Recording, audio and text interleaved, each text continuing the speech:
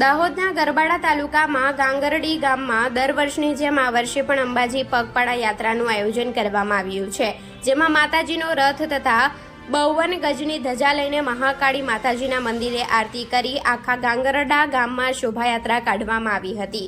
શોભાયાત્રામાં ગામના માઈ ભક્તોએ દર્શન કરી ધન્યતા અનુભવી હતી અને ગ્રામજનો મોટી સંખ્યામાં ઉપસ્થિત રહ્યા હતા। Reporter Tejendra Chauhan, Gujarat crime news, Garbada.